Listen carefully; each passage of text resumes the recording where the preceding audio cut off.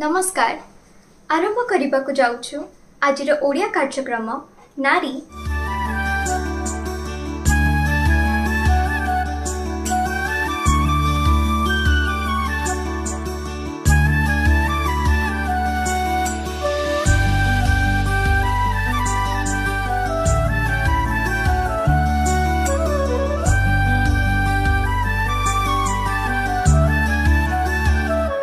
नारी तुम्हें केड़े धन्य तुम्हें केड़े धन्य नारी तुम्हें केड़े धन्य तुम्हें केड़े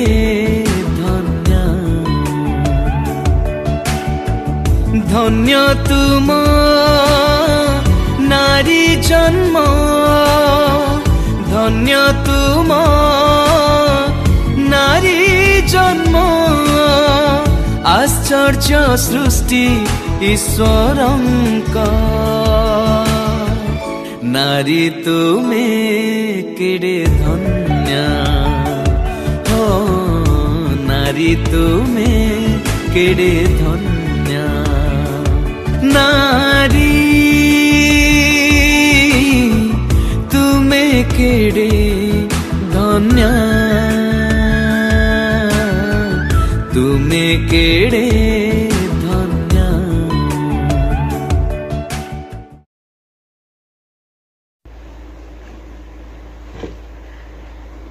प्रेज द लॉर्ड। नारी चैनल तरफ समस्त को प्रभु जीशु को नाम रे नमस्कार जनाए एवं नारी चैनल को समस्त को स्वागत करे। आमने बहुत खुशी आपण माने प्रति रविवार संध्या 7 घंटा समय रे नारी चैनल टी वॉच करचंती आ अनेक ब्लेसिंग पाइचंती। मो प्रिय माने मो आज एई प्रकार गोटे स्टोरी कहिबा पई जाउची। ताहा केवल स्टोरी नुह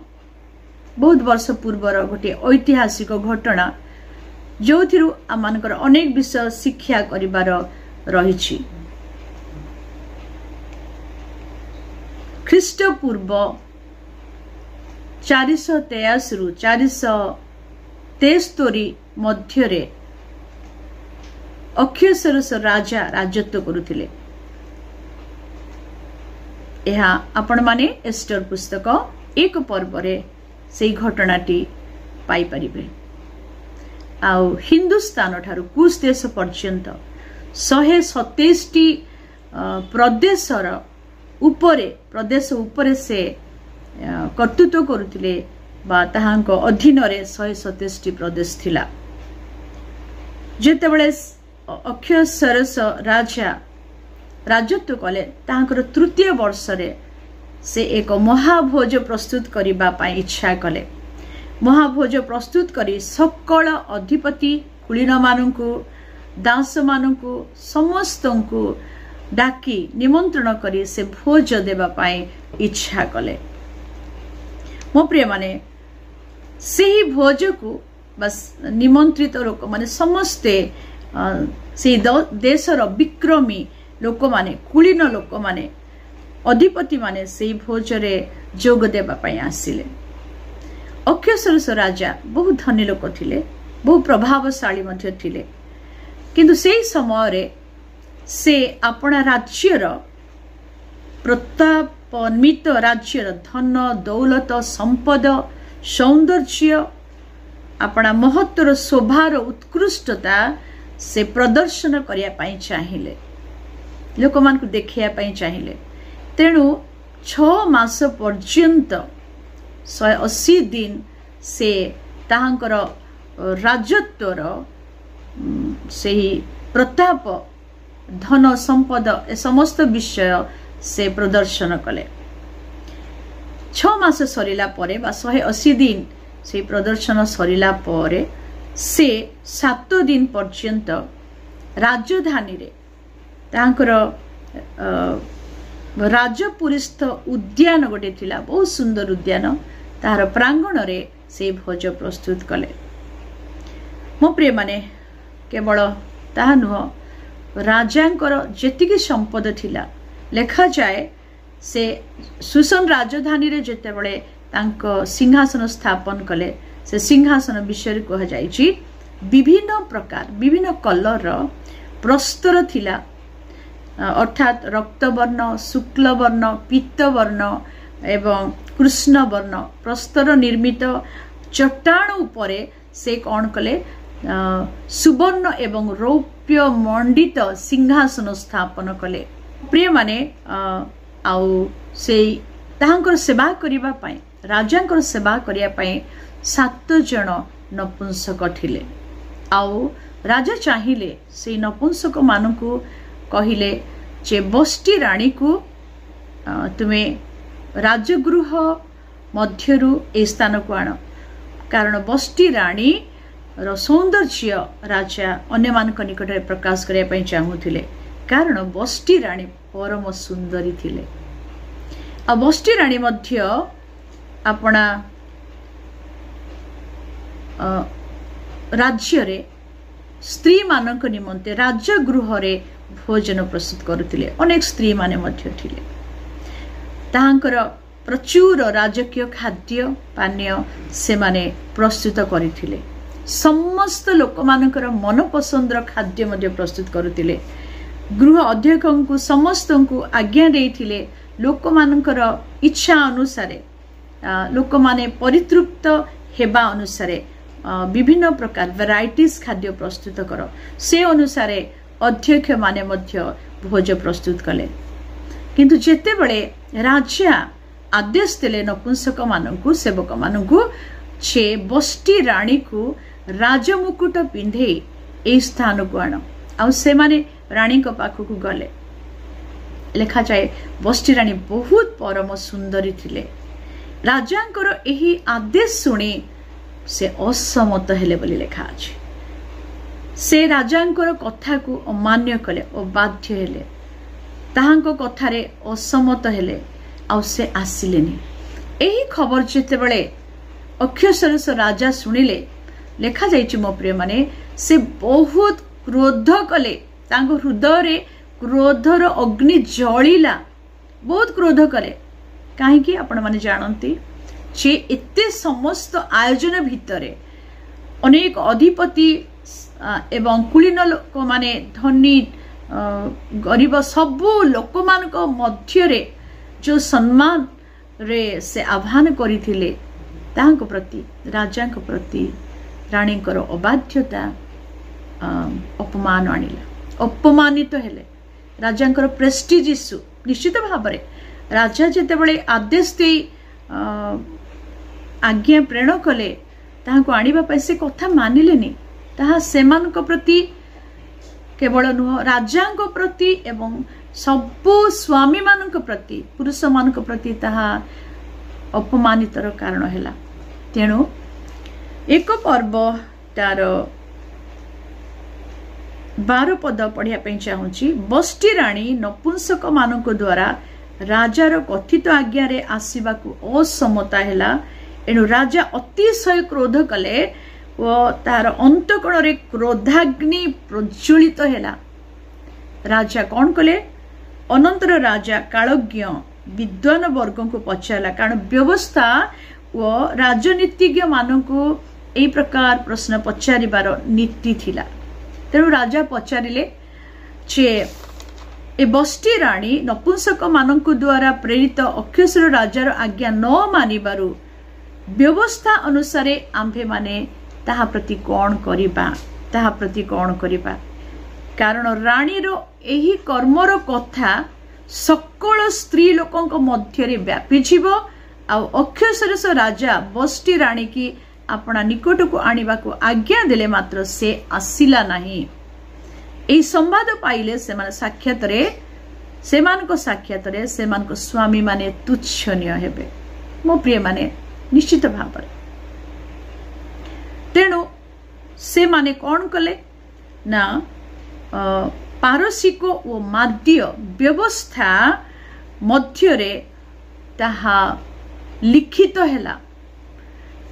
महाराज तार रानी पद ताहा ठारू उत्तम एक स्त्री के दियंतु से माने गोटे नियम तैयारी कले नियम प्रस्तुत कले व्यवस्था लेखिले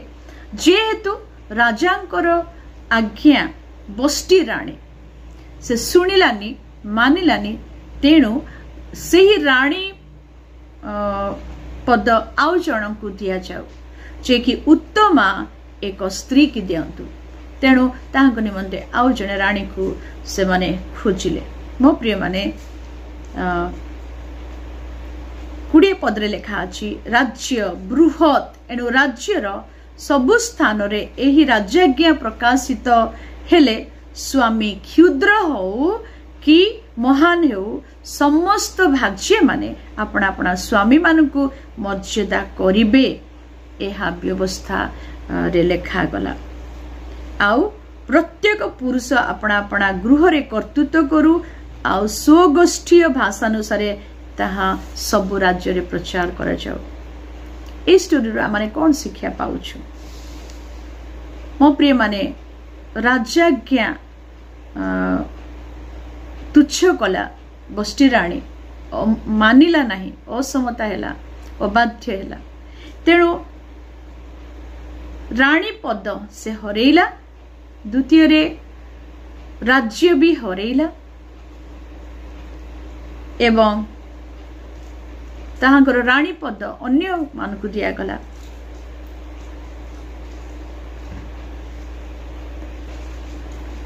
मो प्रिय माने बस्ती राणी परम सुंदरी थिला राणी इति बड़ 127 प्रदेश रो राजांकर स्त्री भावरे बस्ती राणी परम सुंदरी थिले मध्य से राजांकर आज्ञा मानिलानी राणी पद हरेला राज्य हरेला तांकर अधिकार हरेला एवं कुह जाए जे जीवन सारा ताहांकु निर्वासन करागला निर्वासित स्थान रे जीवन सारा से रहिला तार कॉन्सिक्वेंस तार परिणाम से निर्वासन मध्य को गला। बाकी रे लिखा जाए एफएसी 5 पर्व 22-23 पढ़िबा हे स्त्री माने तुम्भे माने जेपरी प्रभुंकर बसीभूता सेही परी अपना अपना स्वामी रो बसीभूता हुओ कारण ख्रीष्ट जेपरी मंडलीर मस्तक स्वरूप स्वामी मध्य सेही परी स्त्री रो मस्तक स्वरूप सेथि पाए साधु पाउल वाक्य रे कहंती जे कलसी 3 पर्व 18 रे मध्य लेखा अछि हे भाग्य माने प्रभुंक सकाशे प्रभुंक सहभागितारे उपयुक्त आचरण अनुसार अपना अपना स्वामी बसीभूता हुआ बसीभूता हो इच्छा थाओ बन न थाओ मो प्रिय माने कष्ट हो बा न कष्ट हो ईश्वर को वाक्य रे लेखा अछि जे स्वामी अपना अपना स्वामी बसीभूता हुआ यह ईश्वर आदेश। प्रथम पितर 3 पर्व 1 पदरे मध्य लेखा अछि हे भाग्य माने तुम्हें माने अपना अपना स्वामी बसीभूता हुआ बहुत सुंदर 1 पदरु जदि आपण 8 पद पर्यंत 7 पद पर्यंत पढ़िबे बहुत सुंदर भाव रे लेखा अछि। आगो काल रे प्राचीन काल रे स्त्री माने अपना अपना स्वामी मानकु प्रभु बोली मानुथिले दुईटी सौंदर्य विषय लेखा अछि। अनेक स्त्री माने अछंती अपना अपना आउटर ब्यूटी बा बाह्य सौंदर्य द्वारा स्वामी मानकु आकर्षण करंती बा स्वामी मानकु से माने संतुष्ट करांती किंतु ईश्वर को वाक्य रे लेखा अछि केश बेश सुवर्ण आवरण और सुंदर वस्त्र परिधान एपरि जो बाह्य भूषण ताहा तुम मानकर भूषण न हो। आउटर ब्यूटी ठारू इनर ब्यूटी होची बहुत गुरुत्वपूर्ण विषय तेणु लेखा अछि इनर ब्यूटी कौन हृदय जो कोमल और शांति युक्त गुप्त स्वभाव हिडन कैरेक्टर ऑफ जीसस ईश्वर को दृष्टि कौन लेखा अछि बहुमूल्य अटे ताहा ही तुम मानकर अक्षय भूषण हो कारण पूर्व काल रे साध्वी स्त्री माने मध्य ईश्वर ठारे भरोसा रखी अपना अपना स्वामी बसीभूता होई यही प्रकार आपण आपणा मानकु भूषिता करुथिले आज परिवार गुड़िक कहीं भांगी जाउछि मो प्रिय माने कारण ईश्वर वाक्यर बसीभूत हेबा आमनकर आवश्यक ईश्वर आज्ञार बसीभूत हेबा आवश्यक आज स्त्री माने चाहूचंती निजर सौंदर्य निजर अर्थ पावर पोजिशन दे स्वामी मान को निज कंट्रोल रे बा निज अंडे रे रखिबा पाई तेणु आज अनेक परिवार गुड़िक अनेक अवश्य कारण अच्छी अन्य दिन गुड़िक आमने आलोचना करिबा काहेकि परिवार गुड़िक भांगी जाउची आ किपरि ताहा जोड़ी हेबो ए विषय आमने आलोचना करिबा मो प्रिय माने आंतरिक सौंदर्य होची इम्पोर्टेंट आज बाह्य सौंदर्य आज आपण सुंदर देखा जाउचंती किंतु आसंता काली एज हेले निश्चित भाव स्किन स्क्वीज हेइछिबो आपनकर ब्यूटी फेड हबो मो प्रिय माने आ से ब्यूटी किछि काम दबनी किंतु आंतरिक स्वभाव आत्मिक स्वभाव आपनक चिंताधारा आपनक कथाबार्ता आपनक आचरण आपनक व्यवहार ए समस्त ईश्वर भय कारणी गोटे माँ भाव स्त्री भाव प्रभु भय करी आमाने ताहांकर वाक्यर बसीभूत हेबा आवश्यक एवं आपण आपण स्वामी मानकर मध्य बसीभूत हेबा पई ईश्वर वाक्य लेखा जाए से दिन बष्टी राणी परम सुंदरी थिले समस्त से शोभारे समस्त धन संपद गौरव महिमारे परिपूर्ण थिले किंतु राजांकर अबाध्य हेबारु ताहांकर परिणाम कौन हैला से राज्य हरैले राणी पद हरैले राज्य हरैले एवं से शेषरे समस्त विषय से हरैले सुख शांति हरै शेषरे निर्वासन रे रहिले प्रभु समस्त को आशीर्वाद करंतु आम ईश्वर को बसीभूत हेबा निज निज स्वामी मानकर मध्य बसीभूत हेबा प्रभु समस्त को आशीर्वाद करंतु आपणकर जदि एही विषय रे कोनोसी प्रश्न थाए तेबे निश्चित भाव रे आपण माने कमेंट रे लिखि जणैबे आपणक मतामत निश्चित भाव रे से प्रश्नर उत्तर ईश्वर को वाक्य रे प्रभु कोन कहंती कौन कहउछंती आमानक जीवन रे कौन कहिया पई चाहंती करिया पई अपेक्षा करंती ताहा आमाने करिया पई चेष्टा करिबा प्रभु समस्त को आशीर्वाद करंतु एक उत्तम स्त्री भाव रे आदर्श स्त्री भाव रे स्वामी मानकर बसीभूता है प्रभुंकर गौरव करिया पई सहाय्य करंतु छोट चिंता परे प्रभु आशीर्वाद करंतु शालो।